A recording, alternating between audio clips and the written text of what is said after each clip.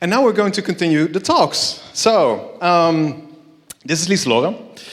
Liselore has a talk. I don't know if you saw it, but the title is basically like two cute characters talking to each other. I'm one and you're the other. It's us. So I'm going to ask you a bunch of questions, and you're going to answer them. And I hope you find it interesting. So, yeah, maybe you can... Oh, yeah, the thing. It's like, oh yeah, this is Liselore. You've seen this enough, and then turn it on the side. I'm so professional. What? On. It says on. Yay. Okay, so you're going to see some images. They're not like directly related to what we're talking about. So, but there are things that Liselore made, and maybe you can tell a little bit about who you are. Okay, so hi, I'm Liselore. I'm a illustrator and a game developer. This is Game Seeds, a card game made to, you can brainstorm, that's basically it, and create characters with it. These are all the characters that I created, and that's basically what I do. I create characters. That's what I start with, and that's also what this card game is based on, so that's what I do a lot. I don't really start with the world itself. I just start with characters because I love them and I want to make people smile. So, and these are all different actions that are used in game design, different genres. So yeah, that's it. All right, so yeah, that's actually like relevant to the things we're showing. That's good. Yeah, so I know Liselore from Utrecht, where I'm from, and we're both from Dutch Game Garden. Or you used to work with a studio in Dutch Game Garden called Monobanda. Now you're doing your freelance stuff, more things for yourself. You just said like you start with character design, but does that apply to game design as well? Like, can't you just like first make the game and then replace all the placeholder art with like cute graphics? You could. Well, I was asked to help out with a game called Sentry, and these are some characters for that. They specifically asked me to create characters, actually, for it, this concept art. And it is a mobile party game, which you play with from 0 to 100, like 2 to 100 people. You can use your iPad and you have a screen and then you direct each other. I just create characters for it, and you can see the process here. And how that relates to game design is that I think about the environment, like what kind of game it is, and mostly atmospheric, like organic, that you see like textures on the character itself. And here you see it in game, where you can move around, use a lamp, and then shoot enemies. And you have to direct the people to like, where do you shoot? So.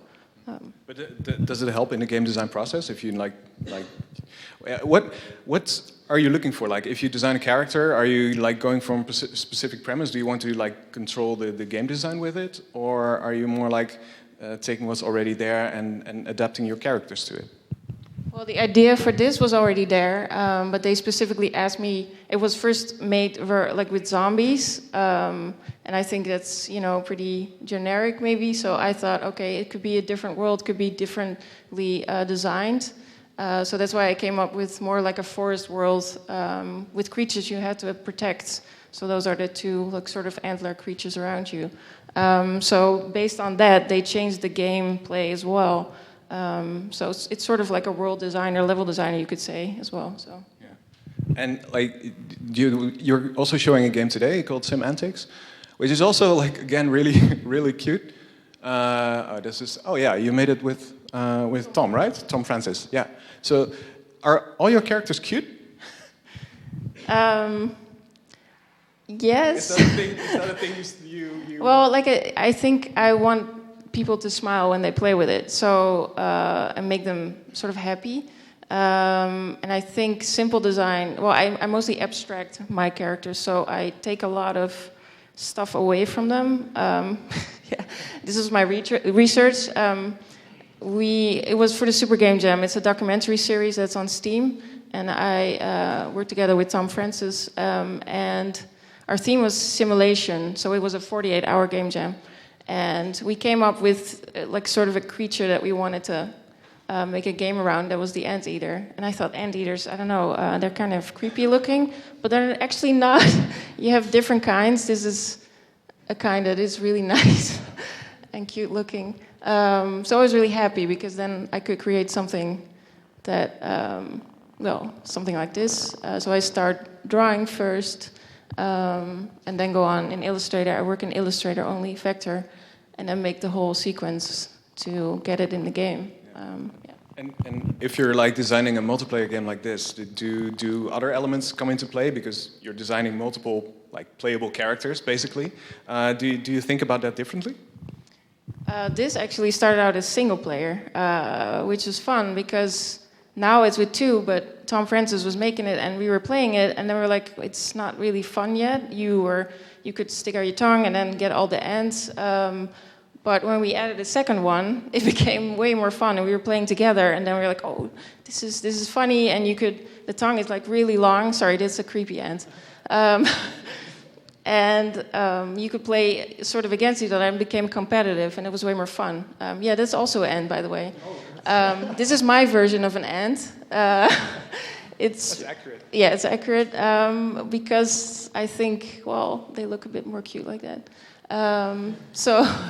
And here you can see people protruding their tongue, like in other ways, just going around. It was fun to see people doing other things with it as well. But basically, the goal is to get all the ends in the tunnels, and then you have red ends that are fire ends, and you can sting the other end either with that, so that they lose their ends. So it's sort of a competitive end-eater tongue game. And we also added facts which are untrue. So it's sort of simulation, but not really. And we added like statistics, of course, like how many ends you collect. So realism, like with a grain of salt, basically. Yes. Yeah. So how many legs does a bee have? 4. I think that's true. I'm actually referring to a game that most people don't know here probably, but you did a game jam last week with people that are here. So Adriaan and Ted and Aram, which was a week-long game jam? Yes, 7 days. 7 days, and they made a game about bees. Let's see if we have some images of that. Yay, this one. So as you can see, a bee has 4 legs, people. Everybody knows this is how you draw a bee. Explain a bit about it. Yeah, explain a bit.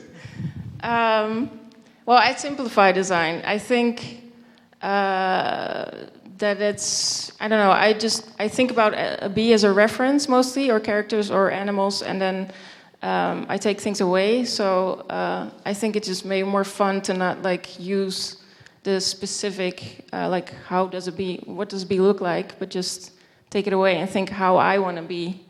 How I want it to be. Different colors and different expressions, which is really important because, it's way more fun and you can play with it. So, yeah.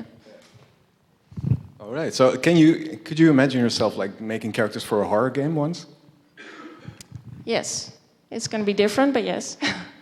And this game you can also play, I think, on Adriaan's laptop. More faces, yes. And Semantic is here. You can play that too. So, yeah.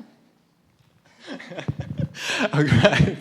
I think these are characters, right? That you, yeah. No, yeah. It's like talking. So I have one last question. Ted is also here. We're going to try to show his game Crypt of the Necrodancer later tonight, where you play with dance pads. Do you have like discussions about your styles, because you probably have like different drawing styles, different art styles. Do you have like a disagreement about it when you're jamming together, like how the characters should look? Mostly they let me just go ahead and do it. But I think with Meant to Be, because I don't really do 3D, we really found a good way to sort of get 3D and 2D together. If you can go back to that other shot of the environment. these are all layers, actually, like flat layers build up. So if you like go down with the camera, you would see they're all built up out of layers. There's not really 3D, but it looks like it. So it's I think a good combination of how 2D and 3D can work together. So yeah. One question. Whoa. One question. Okay. So one question. I'm going to make this really relevant. Okay, we're at Join Local Multiplayer Summit. Is game design characters for local multiplayer games like different? Do you take different things into account? Is there, because mostly it's games that people come to and they play right away. You don't want them to empathize or connect to a character. Is there like, can you make that easier as a character designer? That's a long question. Just say yes. Yes. I don't know. We don't really start out making like a local multiplayer game right away. I think with Meant to Be, it was we just wanted to have more people at some point, and then I thought, okay, how could I make it fun for other people to play with? But it's as simple as just changing colors or just changing facial expressions. And with this is the same. They just blink their eyes. It's like really simple animations, but people laugh and they do so many things with it. So I think if it's sort of, you let people be creative with it, like they're writing things with the anteater tongue, I think that's sort of the best way to let your character shine in a game. So it's like emerging gameplay right there. Yeah, and they do different things with it. So yeah, I can't wait to see what people do with the game here. So yeah. Cool. Thanks very much.